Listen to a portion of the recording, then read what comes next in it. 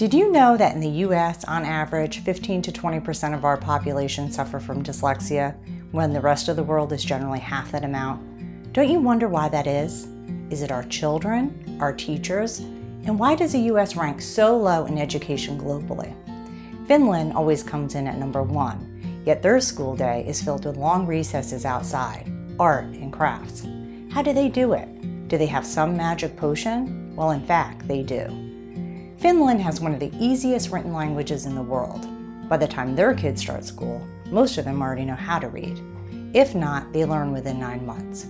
Can you imagine the wealth of information and words these kids are exposed to at such an early age?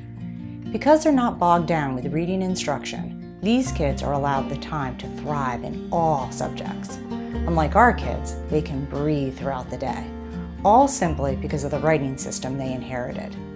We, on the other hand, have inherited one of the most complex writing systems in the world. On average, it takes our children 2 to 3 times more instruction time and practice compared to most other countries. Why is this? Well, 50% of our language is of foreign origin. We have adopted words from all over the world throughout our history. Simply put, our language is all over the map and is unpredictable. This story is not new.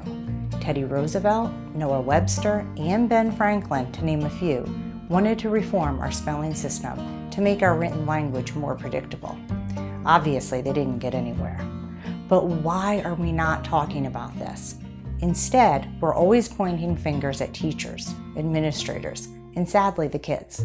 And quite frankly, I've done it myself in the past. Yet our complex language is a huge culprit. It's exhausting. In 2007, only 1/3 of our 8th graders could read at a proficient level, and our massive high school dropout rate is most often the result of poor literacy skills. Yet we are America. We're the innovators. Why aren't we solving this problem? Obviously, reforming our spelling at this point in time is not going to happen, but we can try to simulate Finland. I am certain of that. You see, at this point in time, we have a good handle on how to teach reading to kids, and it's a very slow process. But we don't have a handle on keeping them engaged. We have way too many good enough readers. These are the kids that find our written language too exhausting to continue on to read higher level books. These are the kids that could care less about school once they hit the middle school grades because they're burned out. And it's sad because it's not their fault they inherited such a complex language. And can you imagine having a reading disability on top of this? So how do we make it easier on them? How do we make reading less exhausting?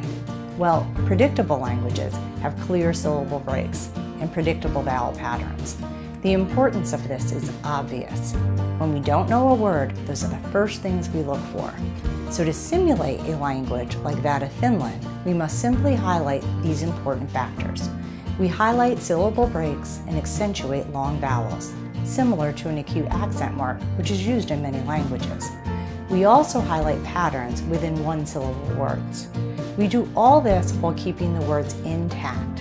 I've named it Noah Text. This is an example of the way words look in a higher level book. I'll read it aloud. The pronunciation of nation is different from national, as well as the words real and reality, sign and signature. This is confusing to new and struggling readers and those that are dyslexic. That's why Noah Text highlights critical patterns. It's like giving the reader a key to the puzzle. This is an example of the way words look in a simple early reader.